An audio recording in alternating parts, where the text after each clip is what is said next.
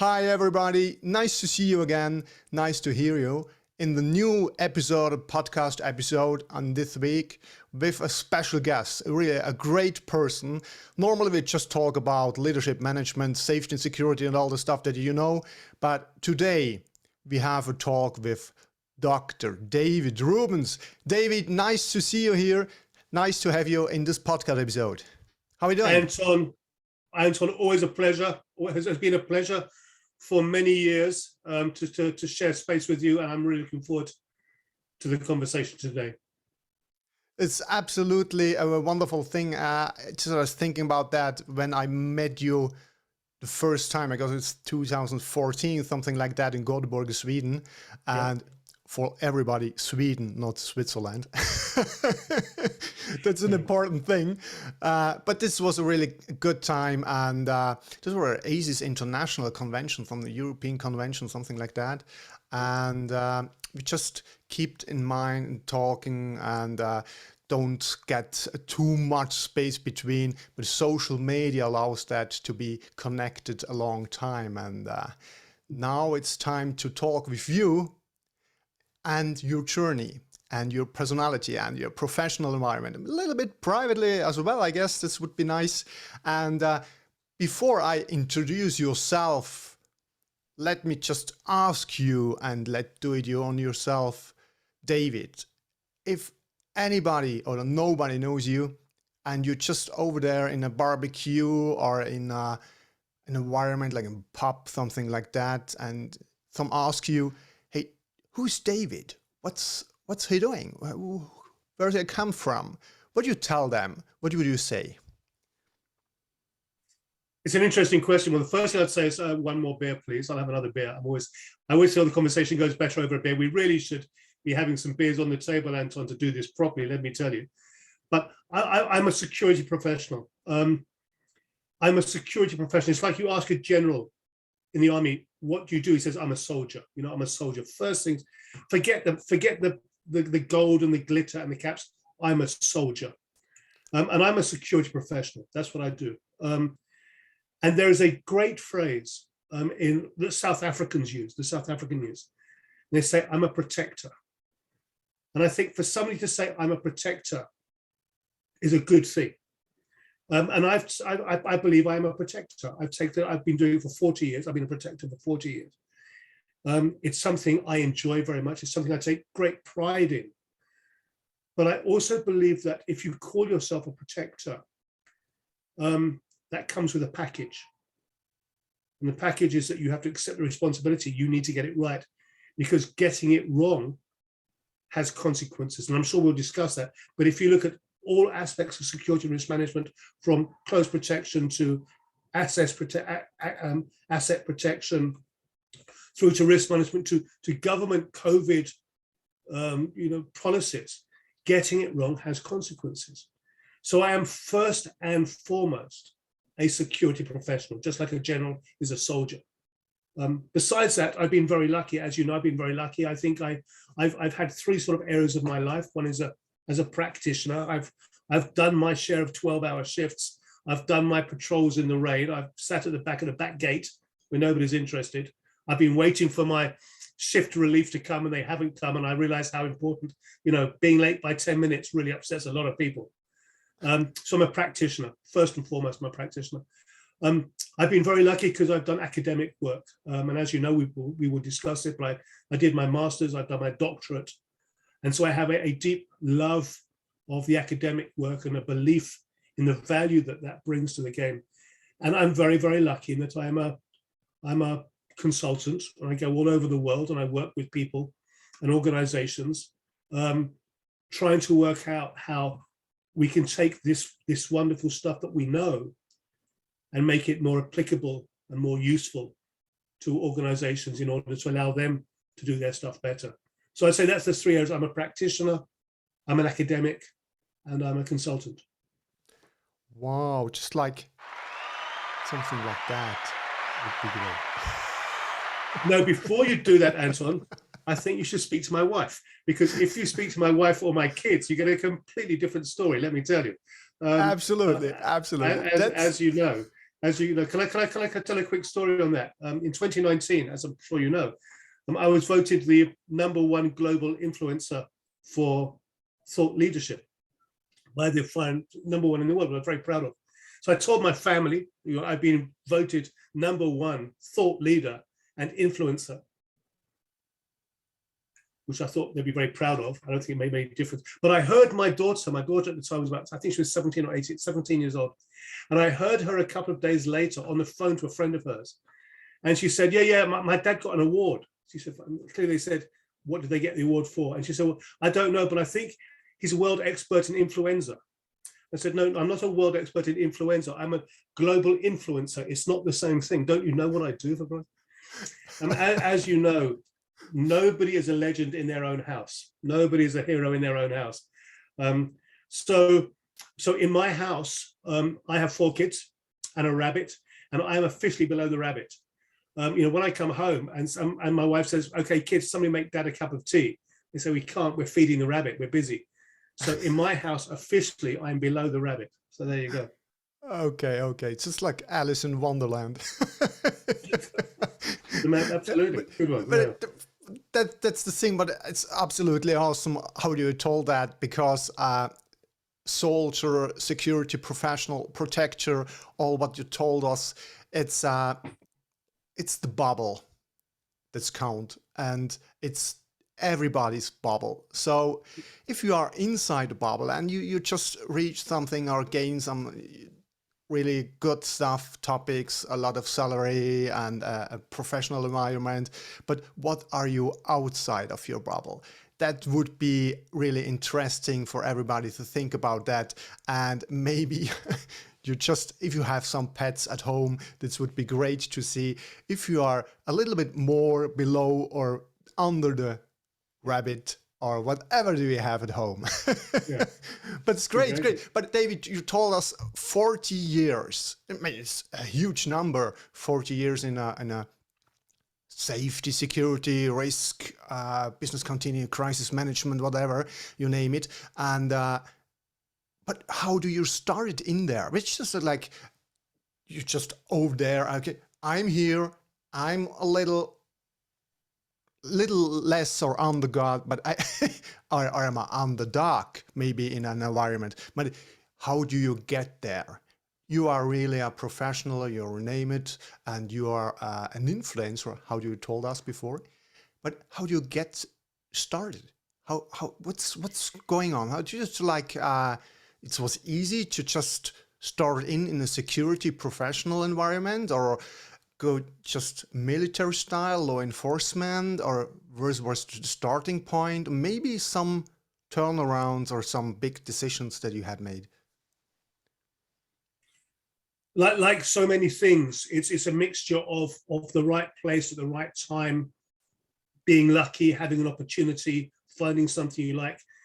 But also, I think where I was very, very lucky was right from the beginning of my career. I was with good people. I was with good professional people. I was actually with some of the best people in the world. My first job was I was in the military. I did a short military. I just got 2.5 years in the military. So I'd done that. So I had that background. I was in the military. I felt quite confident physically. I was in a combat unit.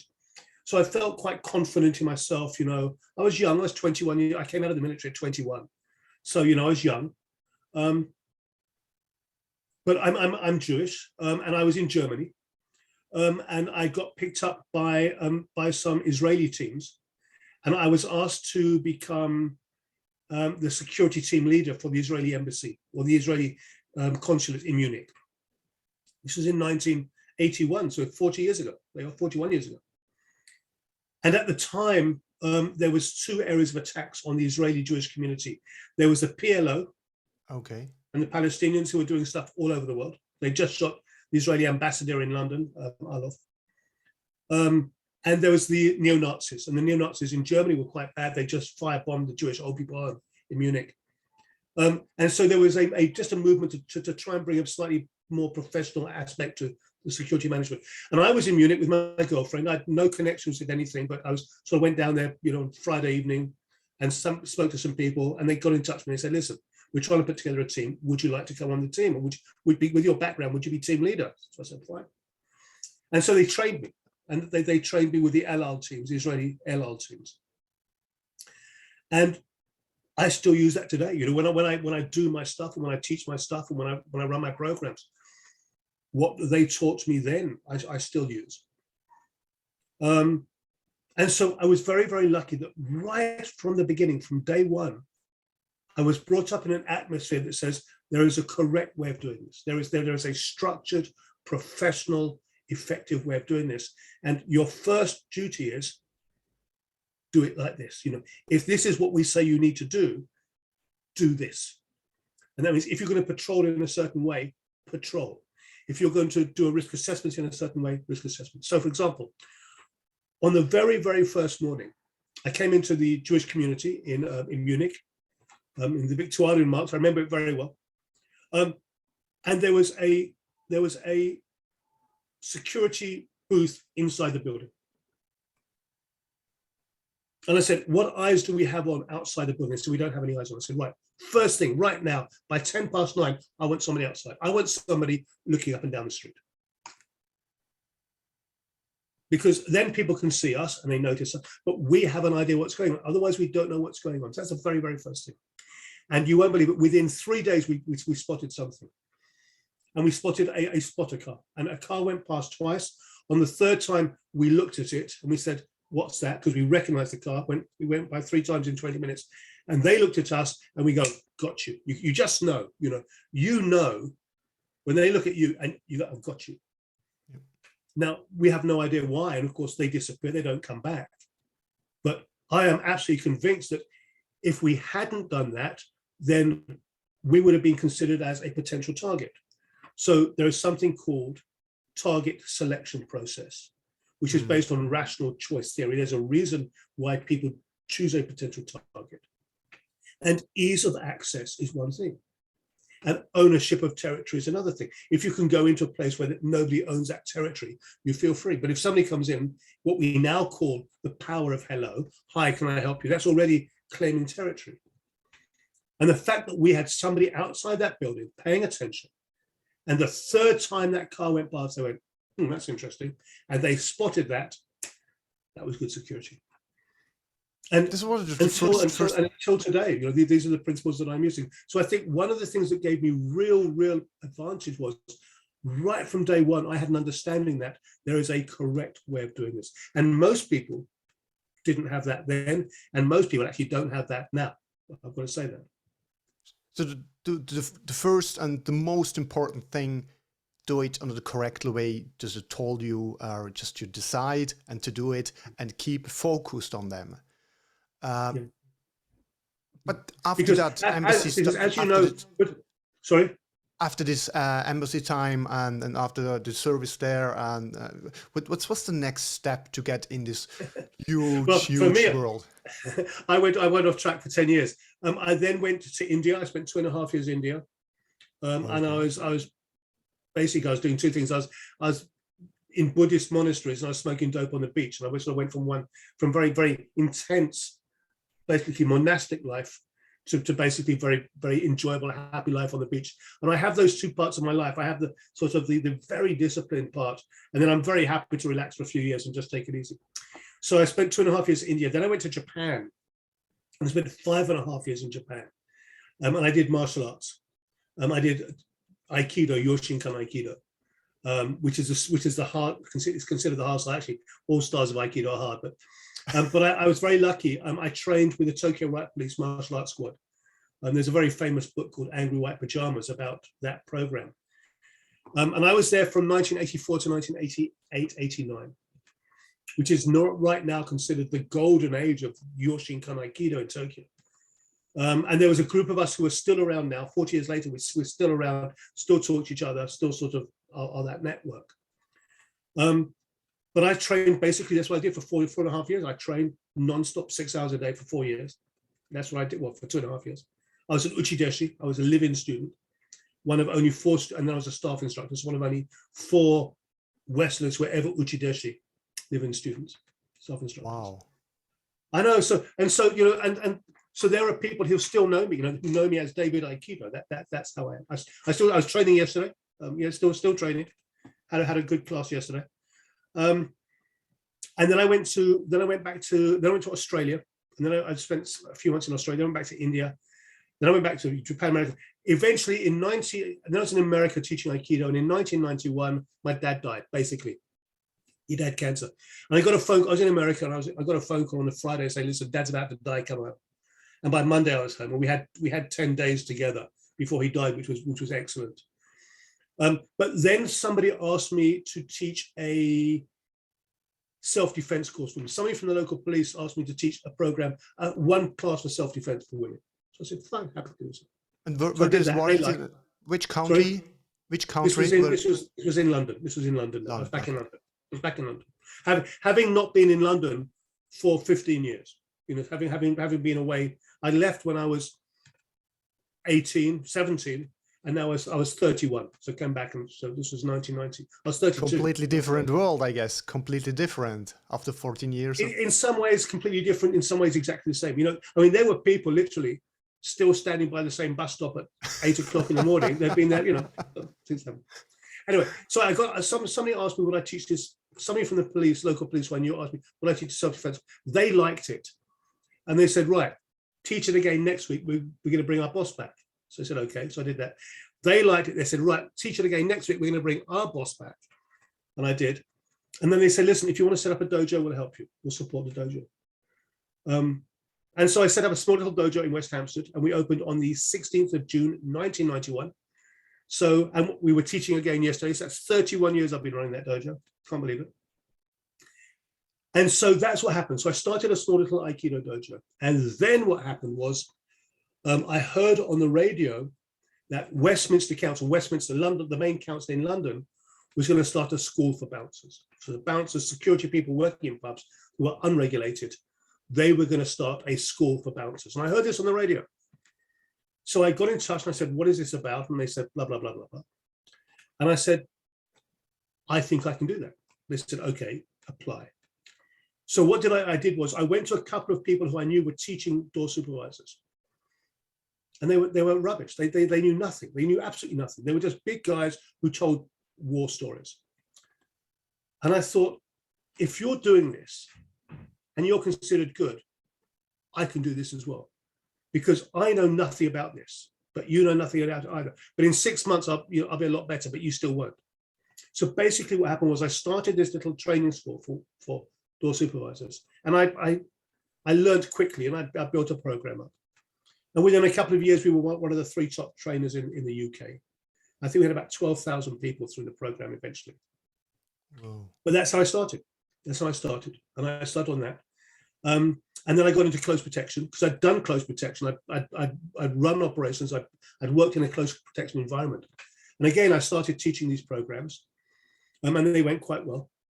And that's really how it happened, Anton. And that's basically how it all happened. And then in 2004, so I'd already been running my consultancy for about 13 years then, and earning a living, doing okay.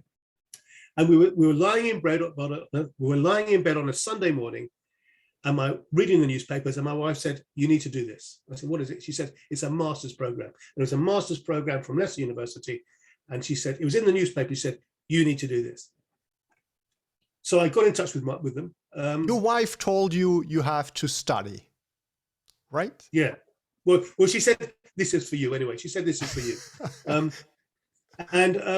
So I got in touch with Leicester. And I was already a successful consultant. I was running a successful business, and I was in my mid-40s, so I wasn't young. Mm-hmm. And they said, "Okay, well, write us an essay on what you want to do." And basically, what I did was I did my master's there, and that's how I started the next stage of my life, which was a consultancy. Because basically speaking, what the master's is, it took everything I knew and really gave me a powerful structure. And anybody who knows me will know I will always talk about structure and methodology, And that's where it started from, structure methodology. I'd already been bringing structure methodology to my door supervisor courses and close protection courses. The difference between what we were doing and everybody else was doing was we had structure and methodology. And here we are, Anton, 40 years later, here we are, my God. Where was the turnaround or the next level from this operational hands-on field activities to think, oh, there's a next level below, there's something bigger, to get an overview, to get this methodology or this strategic things. When and how do you get that the point, the next level up? For me, it was my master's. I mean, I knew when they asked me, why do you want to do this master's? And the master's at Leicester, and it's still, I mean, if people want to do it, it's still there. It's still, I mean, it's still going on. So if you want to do it, I recommend it. And if anybody's interested, I'm happy to help people. You know, I'm happy to support people. But I knew, they said to me, why do you want to do this master's? And I said, for 3 reasons. A, I want to know what you've got. If you're this good, you've got stuff that I want to have. B, I want to be invited back to be an instructor, because if I'm on any course, I always have the ambition that if it's any good, I would like to be good enough that you say to me, right, come on and be an instructor. And C, I want to travel around the world in business class and stay in nice hotels and talk about it. I want that. That's going to be my job. Not standing outside. One is the biggest and the most important one. Exactly. But I don't want to stand outside for the rain for 12 hours or do patrol, I mean, anybody who knows about close protection work knows, if you do close protection work, that is a tough life. I mean, that is tough, because Absolutely. Your day starts 2 hours before the principal appears, you've done 2 hours. When the principal goes to bed, you do another 2 hours. Yeah, you don't have your own life. You don't have your own life. You just live for everybody else, but not for your own. That's really important, and I guess for our audience, or it doesn't matter on podcasts or just listening, or on YouTube as well. And when we're let the video online, it's so important for everybody out there.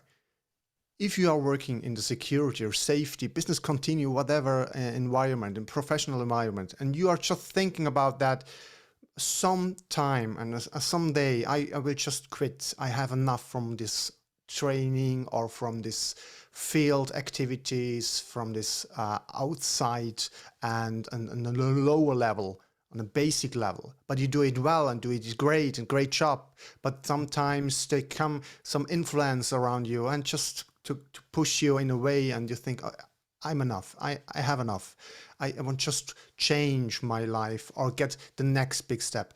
Education, further education, it's so much important. It's the most important thing, I guess. It's a lifelong learning as well. But how you sell it, all these police officers, there's the military, the law enforcement guys and women, men and women, they just started in a basic way, and they think, okay, that's my life. I will do that for the rest of my life. But life changes sometimes, and I guess that's so important to hear that. And it's a great example from you to say, okay, I did a master degree, and I have to do a lot for that. I have to gain it, and I have to 3 points that I'm looking for, and that's really a golden nugget, I guess, for our audience, and that's a great thing to hear that, David. I mean, the thing about this sector is security sector in general. It is one of the very few sectors in the world where today you can start on absolutely the lowest level. You can be the 3rd person outside the back of the car park, outside the back of in the gate, and if you've got a bit of attitude, in a year's time you can be team leader. And a year after that, you can be in the office in the control room. And if you want to, a year after that, you can be in the office in a suit and tie doing customer relations. And a year after that, you can be, client management. Because if you've got something about you, then you have value in the sector. As I said, I'm still using stuff now that I was using 20, 30 years ago. But I remember that one of the opening things that I used to sell my close protect on my door supervisor course. But I guess that's now going back 30 years. So going back absolutely. 30 years. Absolutely. And one of the things I used to say on the very first morning was, if you want to do this properly, the first thing is, when you get up in the morning, first, there's 3 things. A, turn up on time. Just turn up on time. And turning up on time doesn't mean 30 seconds early. It means turning up on time 20 minutes early, 30 minutes early. Hi, boss. You want a cup of coffee? I'm here. Because then they can relax. They know that you're there. If you turn up 20 seconds beforehand, that's not on time because the boss doesn't know that. They say, my God, I'm under stress. So turn up 20 minutes early. Say, boss, do you want a cup of coffee? Because, a lot of people can build a career just by bringing the boss a cup of coffee, but you're there. So, and do that always. Second thing is, and it sounds stupid, wear the right clothes, wear the right shoes, wear the right tie, wear the right jacket, be there properly, wear the right shirt. Because then two things, A, you fit in and you belong. B, you feel comfortable. Because if you're there in the wrong clothes and you've got the wrong clothes on, you're self-conscious, you don't belong there. And the third thing is when you brush your teeth in the morning, ask yourself a simple question: what can I do better today? What can I do? What can I do? Can I get something? Can I think of something? Can I do some research? Nowadays, we have Google. We didn't have Google then, but now you've got Google. If you're going to be working somewhere or working for somebody or with somebody, Google them, find out what do they do, what do they like, who they are. And if you have those three things, you turn up on time, you wear the right clothes, and you think about what you're going to do and try to do it a bit better, you will automatically be in the top 20% of this industry, because 80% of people will not do that. So much content, so much content. I get people even now saying, mate, David, I meet people all over the world. Say, David, you won't believe it, but you told me something in 1997 in London. And they say those three things: turn up on time, wear the right clothes. They said, you know what? That started my career. Absolutely, absolutely. It's so important that you told us. So important to get to change the perspective, the view, to change that from just I'm a guard, I'm a security guard, safety guard, whatever. I'm just a shift leader, something like that. Just where's the next step? Where's the next step? And just where's my North Pole star? Where's my fix star over there? Just what I want to reach in the next 3 or 5 years. It's so important to think about that, and then do it in the right way, and take your ownership to do it in a good way, in the right way. And I guess there's one thing that we just don't talk about that, but you just let's keep us that in mind. Your first stages, military and the ambassador and Aikido, they are all things together. One really important thing. Yeah, there are more, but just one that I just keep in mind for us audience as discipline. Discipline. And discipline, it's one thing that you need as well in a further education for a bachelor, master degree, a PhD program, whatever. Discipline. And if you have that already earned or just worked for that, and you have it in yourself, in your body, in yourself, then just you have the most important thing to get the next step, or to get in the next hierarchy level and do it in the right way. You have discipline. You have a lot more than other students in the civilian life doesn't have. So just that's true, but that's true. But that is not to say that you need to have military or police background or martial arts background, because I don't want that. That's not the message I'm trying to give. You're absolutely right. Those values bring things, but you can have those values in your own way, in a different, from a different perspective. I'm the last person to say that a prerequisite for doing this is to have military or police or martial arts background. That's not true. So you're absolutely right, Anton, but I wouldn't want that to be the message that everybody takes from here.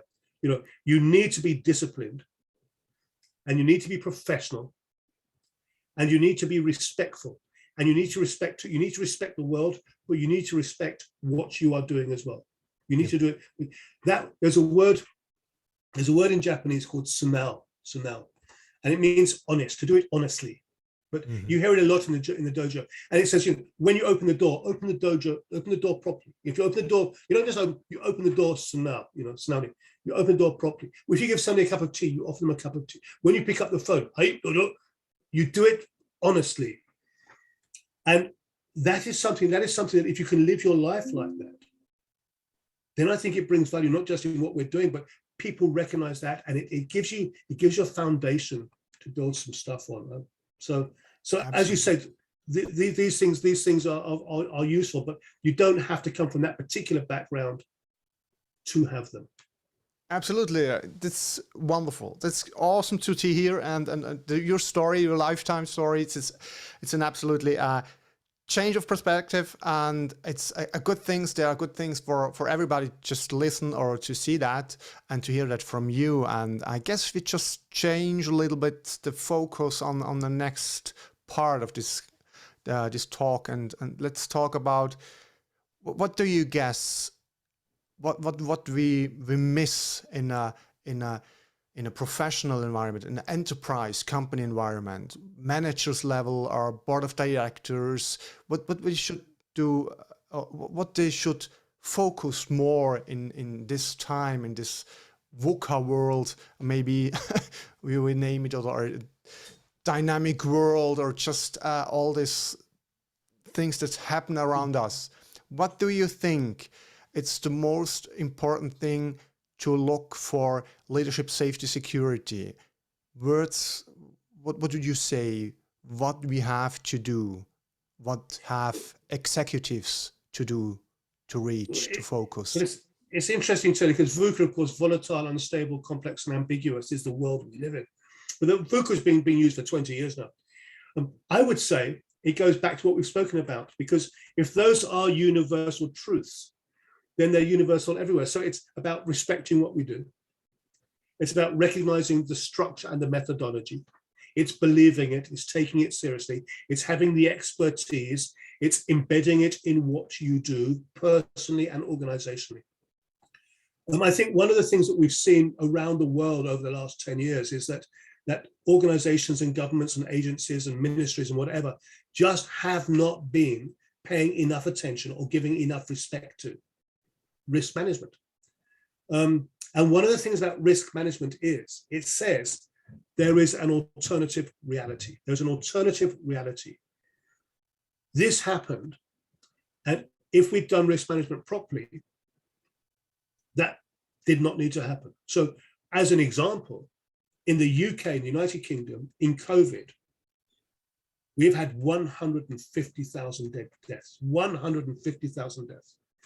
That did not have to happen. That did not have to happen. And if we'd paid attention to our own risk management protocols, we couldn't have stopped COVID. But we could have engaged with COVID and managed COVID and understood COVID much, much better. And so one of the things that I speak about, anybody who understands this, but certainly I speak about it a lot, is you have to differentiate the event from the disaster or the crisis. Hurricane Katrina, 2005. Hurricane Katrina was not a disaster. Hurricane Katrina was an event.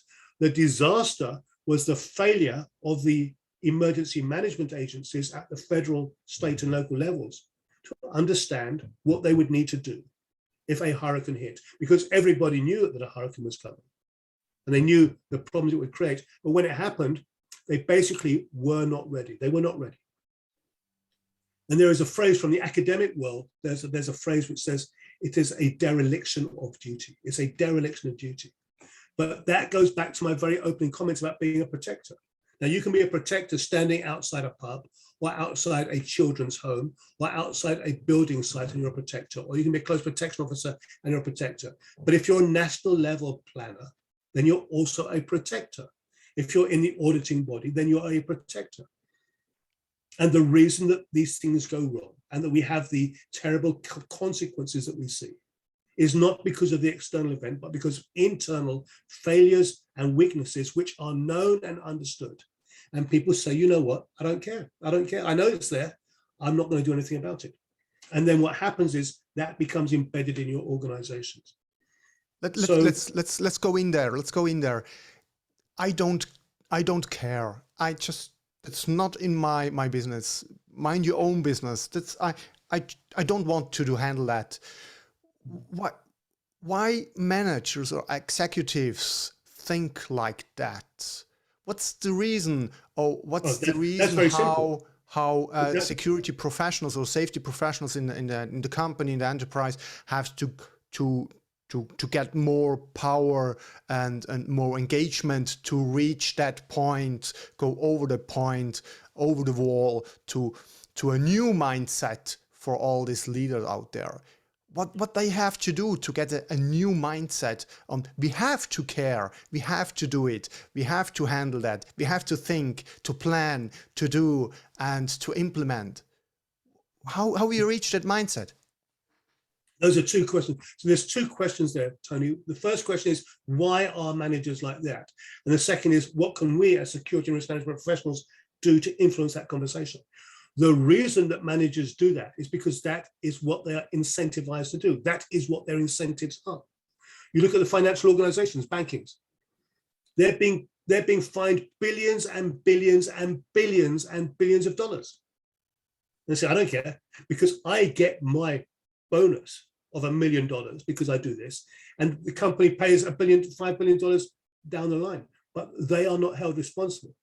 So what happens is the person offloads the risk, takes personal benefit, walks away, leaves the crap behind for everybody else. Well, if that's what's happening, then what the hell do you think is going to happen? What do you think is going to happen? They're going to take that, and that's true with with Boeing 737 Max, and it's true with Volkswagen, Volkswagen emission scandals, and it's true with the 2008 financial crash, and it's true with the Grenfell Tower disaster in 2017 in London, and it's true with a whole load of other stuff, that the incentives are built in there to screw the system. That's what they're about. And so therefore you have an overarching regulatory framework to say, you're not allowed to do this, and you're not allowed to do this, and you're not allowed to do this, because if you do that, it is dangerous. Therefore, you're not allowed to do that.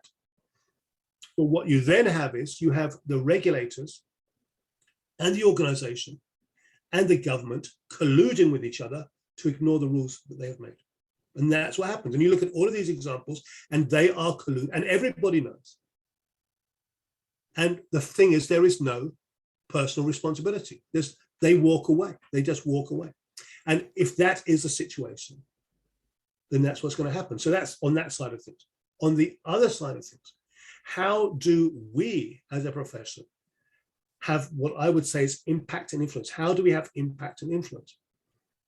And the first thing is, we've got to be good enough to be part of that conversation. And I've been having this conversation for 30 years.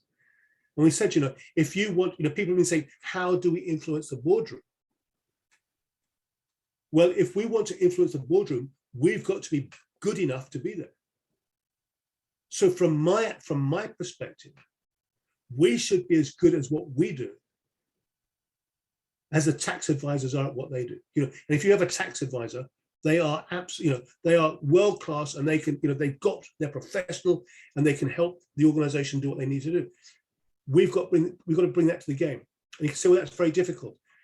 But if you look at something, let's say, for example, a nuclear power station or a oil and gas rig, somewhere which is very complex, very high level, very highly efficient and regulated. Their health and safety is world class. Their health and safety is world class. Their security and risk management is rubbish, but their health and safety is world class. Now, I've only been on an oil rig a couple of times. I mean, I've been in nuclear slightly more than that. But I know in a nuclear facility, for example, which I know a bit about, if there are 2 yellow lines and it says you need to walk between those yellow lines, and your foot goes outside the yellow line, they'll say, sorry, sir, could you please walk inside the yellow line? And if you go outside again, they will escort you off the nuclear station. They'll say, sorry, sir, bring your pass. They don't care who you are. Bring your pass. You're outside now. You've broken the health and safety. You are outside. You're not permitted to be here. And if it says, please stick to 10 miles an hour, and you go at 12 miles an hour, the next time you come to a check, they'll say, we saw on the radio, please, sir, could you please go and report? You are now no longer permitted to be on this base. So the health and safety is absolutely shit hot. So there's no reason that we could not get security and risk management to that level. It just needs to be something that is important enough.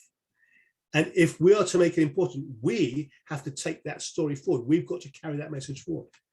And we've got to demonstrate that we can do that without disrupting the organization. Because a lot of times when people bring this stuff in, you look at it and you go, oh my God, oh my God, oh my God, that's too tough or too complex. So we've got to bring it in a way that is acceptable. But my feeling is, you look at health and safety and what they've achieved over the last 20 years in regulated environments. They have absolutely changed the conversation. Absolutely. We should be able to do the same thing as well. Yeah, so that's a few points in there that just need a second or a third podcast episode to talk about that, because it is so much in there.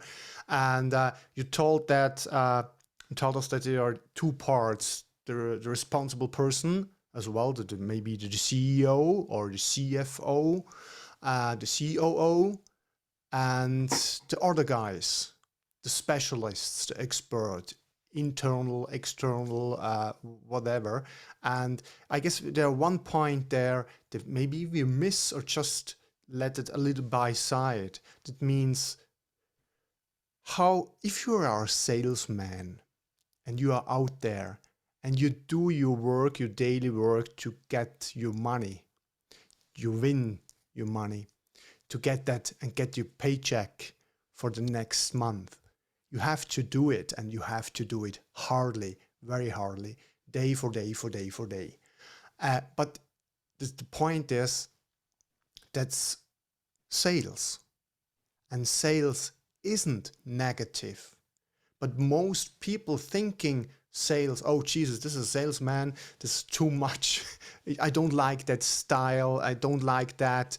But maybe it would be great for every security professional to think a little bit like marketing strategies, sales strategies, methodologies, something like that. How I can influence and get an impact on my executive board, the board of directors or my next supervisor, to get that and to put the seam there and let the plant grow in a few days, weeks, month, and then you can earn the fruits.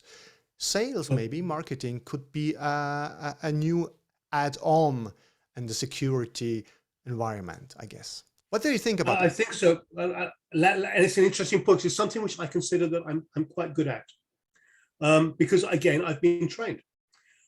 So there's I want to take it two aspects. I want to take the American aspect and then the Japanese aspect. So I've been trained within both of those environments. So the first thing is, from a Japanese perspective, is you never try and sell anything. Never, ever, ever go into the room thinking, I want to sell you something.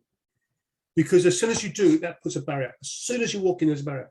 And I'm sure you've had that conversation. I've had conversations with people, and we've had a meeting, and it's been really good and relaxed, and I've been really enjoying it. And then suddenly they change. I think, you're going to try and sell me something now.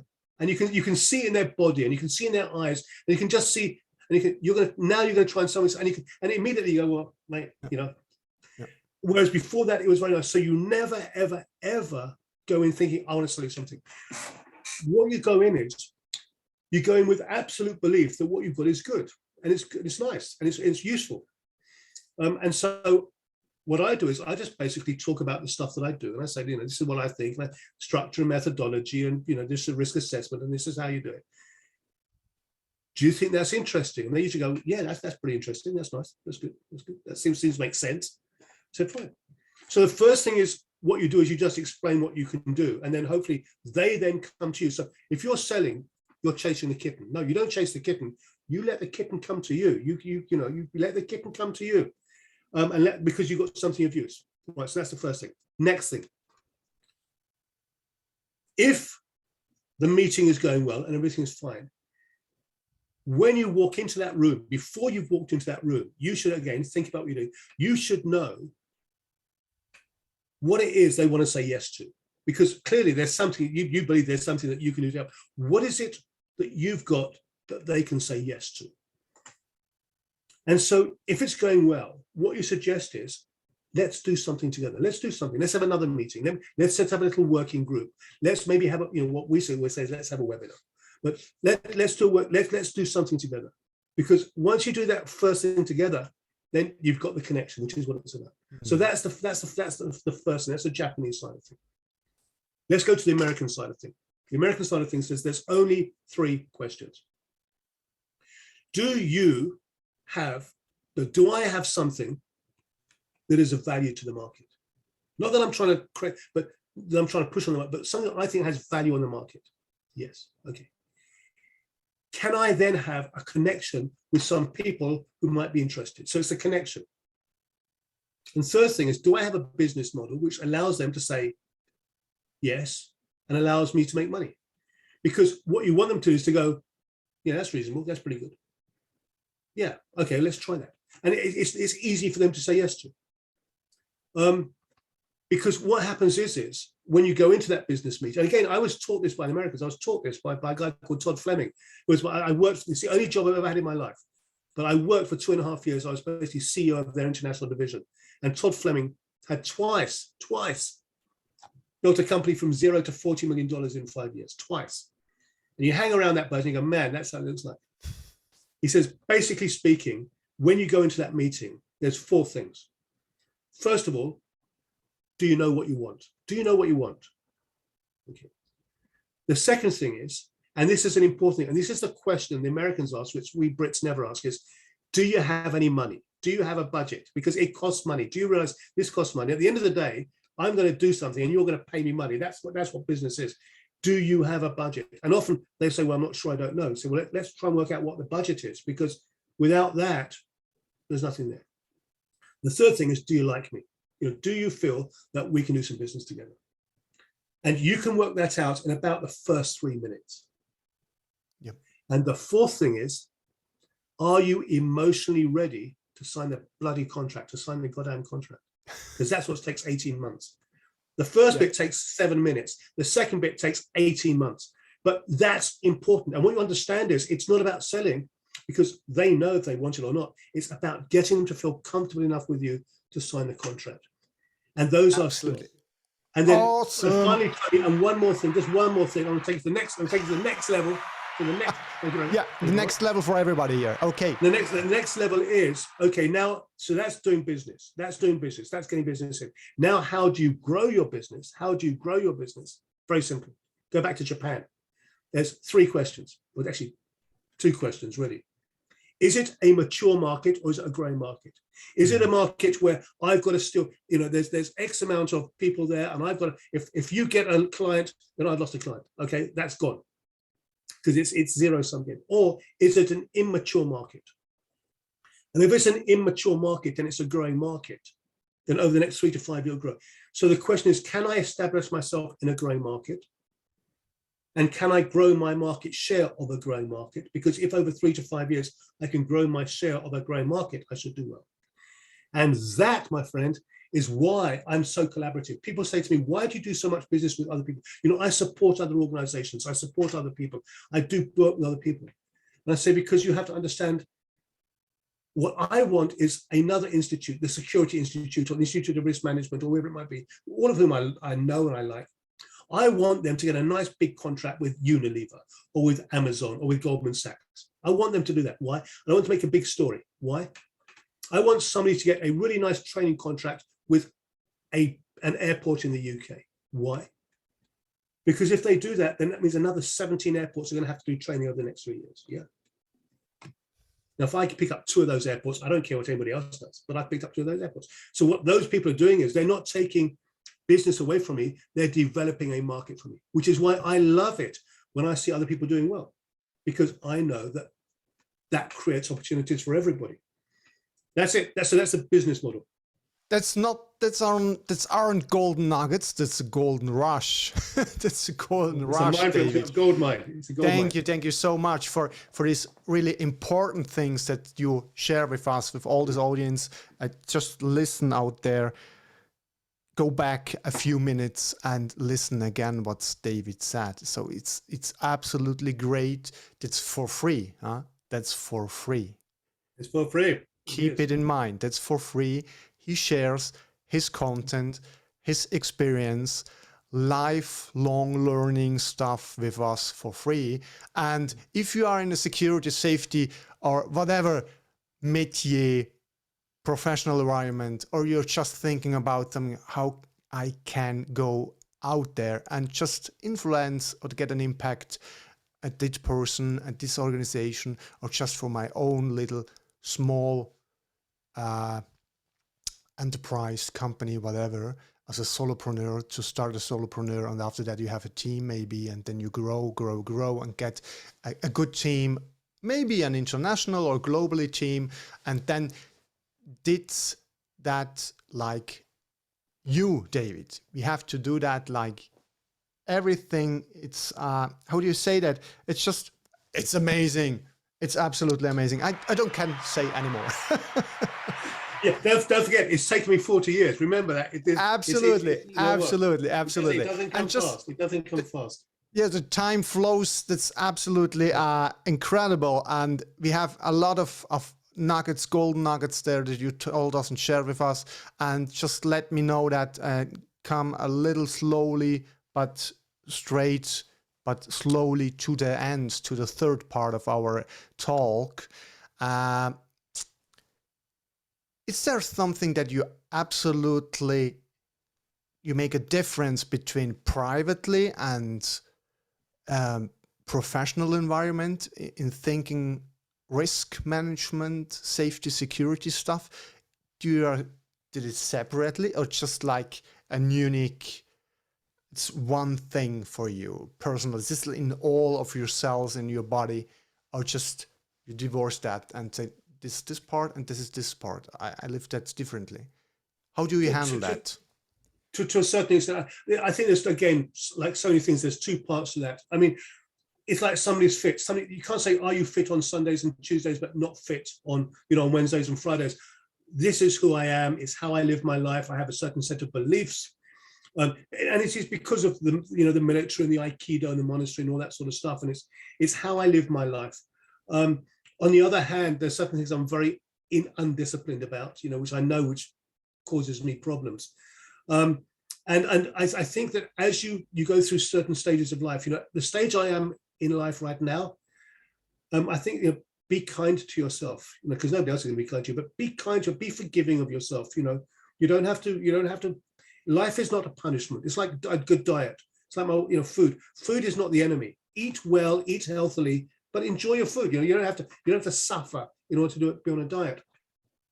And I think you have to find a balance. And it can take 40 years, but I think you need to find a balance where you feel comfortable in the world and comfortable with yourself. And that there are times when I think I'm doing pretty well.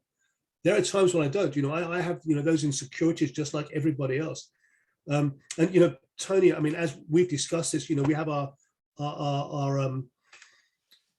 campfire, our global campfires once a week, around coronavirus with many,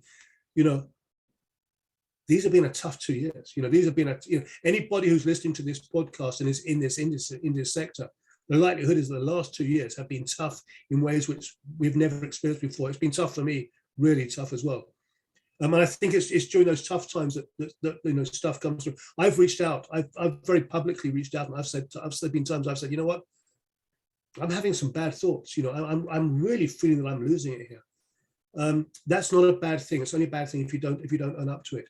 These are tough times. These are tough times for our families, for our businesses. We're under stress. It's never ending.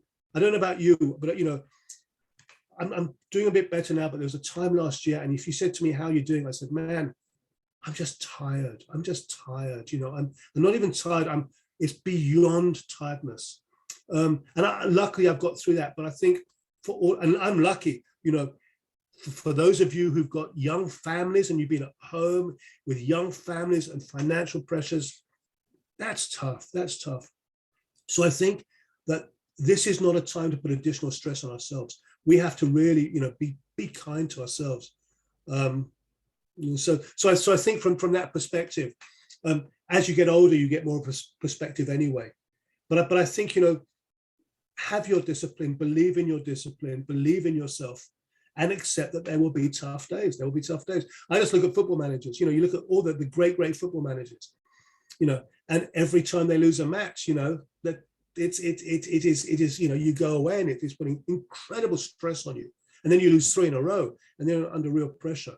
And those people have got a massive support around them. So my thing about sort of do I divide it? To a certain extent, yes. To a certain extent, no. But I think the main thing now is to have that balance. because we're in tough times, and you know, you do not want to put on additional stress. Absolutely, absolutely. The last 2 years are hard for everybody, I guess. Some Yeah. real big challenges, but that's Yeah. past, and we will see how we handle that in the future. And future is the right word, the right keyword for us, I guess. What's the next big goal for David, for Dr. David Rubens? What's the big picture of you? I guess I have one thing, maybe just like in the back, or you just lead like that. Leadership Safe and Secure, my book that I Great book. wrote it Great for book. safety and security stuff, and leadership as well. And I heard something, maybe you can tell us about your project. Maybe it's something in pipeline. Maybe it's that big thing for the next months. Or I do you think have so. another big project or a big picture? Tell us about, in a few sentences, if it's possible, what's Well, certainly, your next challenges?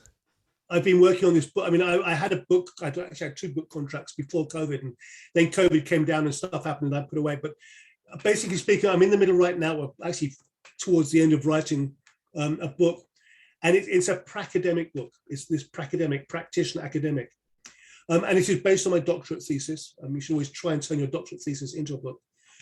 But basically it says there's a huge amount of good material. Your book is an excellent example. There's a good material out there around strategic leadership and risk management, but it tends to be anecdotal. You look at things like Stan McChrystal. I'm sure everybody knows General Stan McChrystal, good friend. We do a lot of work together. I have great admiration for Stan. I love his books, and he's a strong supporter of what we're doing at the ISRM. But those are very anecdotal. They're storytelling books. And one of the things that I've, over the last probably 15 years, certainly talked about is there's a massive amount of really powerful academic work that's been done around all of this stuff, which nobody knows about. The politicians don't know about it, and the policymakers don't know about it, and the advisors don't know about it. So the book is designed to fill that gap and to say, if you want to talk about sense making or resilience or decision making or leadership or unprecedented or wicked problems or instability or communications or multi-agency or, for example, EMON. Who knows what an EMON is? Nobody knows what an EMON is. Emergent multi-organizational networks. And it says whatever your plan is, when something goes wrong, you start dealing with the people around you. You start building networks, emergent multi-organizational networks. Well, there's a whole load of academic work that's been done around that, about how you can utilize that and how you can maximize benefit. So it's a technical book. It is an academic technical book, but which we want to be useful to experienced practitioners who say, you know what, I've read Stan McChrystal's book, I've read your book, I've read the other books out there. Is there something a bit more? Is there something slightly more, there? And that's what we wanted to have it there. So we're looking now to, I think we're delivering the finished text around, I think, about July.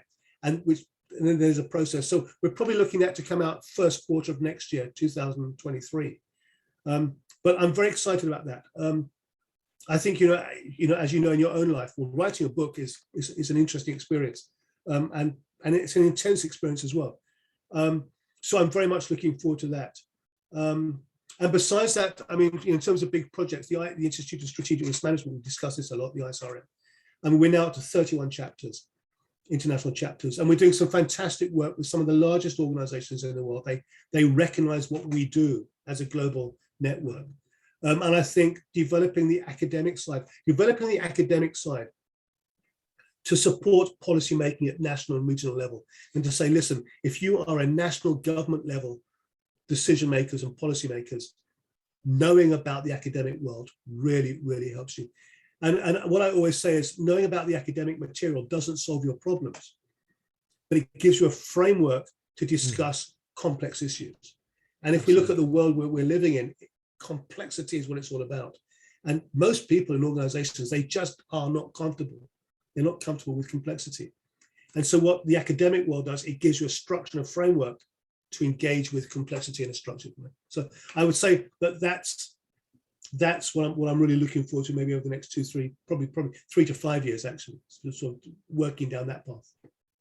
That's wonderful. That's wonderful to hear. It's an important thing to do. And I guess Yeah. you did it on the right way the last years and months, and you're on the right path with the organization, the ISRM, and the Institute of, I mean, you are all working together, the network that you have around of ISSRM and others student associations or professional associations or governmental level or just in a smaller community maybe. This would be great to hear, to read, and to see that, and then to spread it out around the world, to get listen. There are a lot of stuff out there. Change it a little bit more, how do you say this, simplified and not so on a high level, but because you have to understand it, keep it simple, not stupid, but simple and safe to do the right thing in the right time. And I guess we have the right time to come to the end on this podcast and this talk. Wow. But it's absolutely great. We have to do it maybe a second time, and by side or the next thing we can talk about other stuff. But you have so much, you have given us so much content, golden nuggets. It's like a golden rush for everybody who listen it or see it on YouTube in a few weeks. And David, if we're just thinking about that, you told us 40 years plus, and you have a good life. You lived a good life, and you have a lot traveled around the world, and maybe it's come to an end. Maybe it's your end today. You leave this wonderful planet and go to the other side. What do you guess? What would people say about David Rubens today? What would they say? Good bloke. Good professional, good bloke. That's all you ask for. Good professional, good bloke. Liked him. Cheers. I'll raise a glass for him. That's, I think, all you can ask for. You can leave. And also the fact that I know that, there's people who feel they have benefited from being in, from stuff we've done together, which is an excellent thing. I hope it doesn't happen, but if it does happen, then I think, a good professional and a good bloke. I think that I will accept that. That would be the right thing. A short thing, but cheers. Yeah, cheers for you. And I hope you have a lot, so many years, but you have to go there and to the end of your life. So I guess 20, 40 years, maybe plus. We don't know.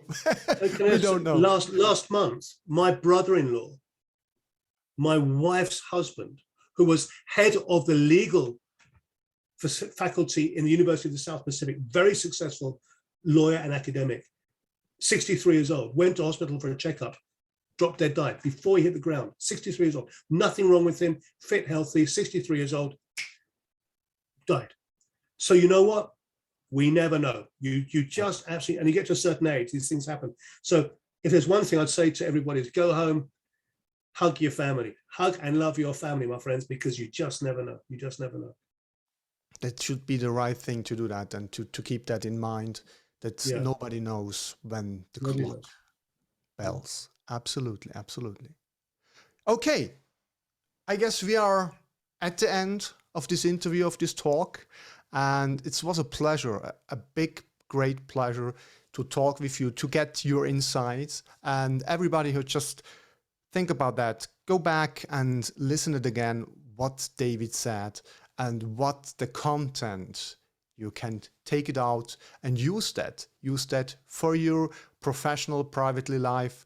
And we will just keep you in mind as well, and we follow you, and we'll see how much grows your association, the Institute of Strategic Risk and Management and Crisis Management topics, safety, security topics, whatever we need in our future world, in a government level, in an enterprise level, for all the companies, the big organizations, the smaller ones, whatever. And David, but if somebody out there listen your podcast and your insights and just, how I can get in contact, how I get contact with David. I have to speak with him. I have to write him an email, whatever. Where's I'm on where's the LinkedIn. channel? Well, first of all, you can go to the ISR, just look up Institute of Strategic Risk Management, www.isrm.org, or I'm on LinkedIn. And you know what, as you know, Anton, I love talking about this stuff. I love hearing about it from other people. Genuinely, if people would like to be in touch, I'd be very happy to do so. And if you want to become a member of the Institute, get in touch. We'd be delighted to have you. We really would. Absolutely. We will just put that in the show notes down below, and everybody can get the right path to you, to take contact, to get in contact with you and the organization.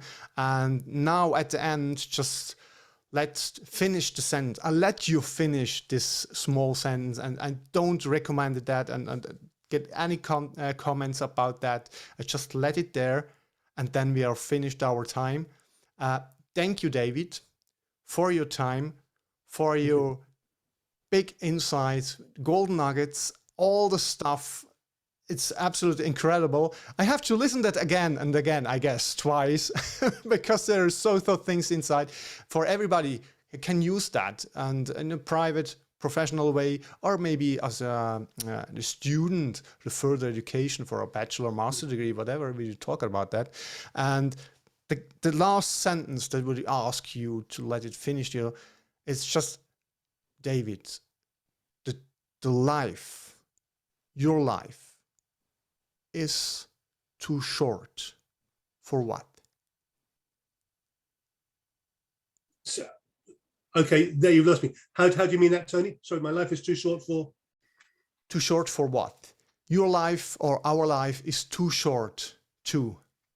Can you finish the sentence? It's too short to waste time, but you have to be nice to yourself as well. I would say have a, as you said, a North Star.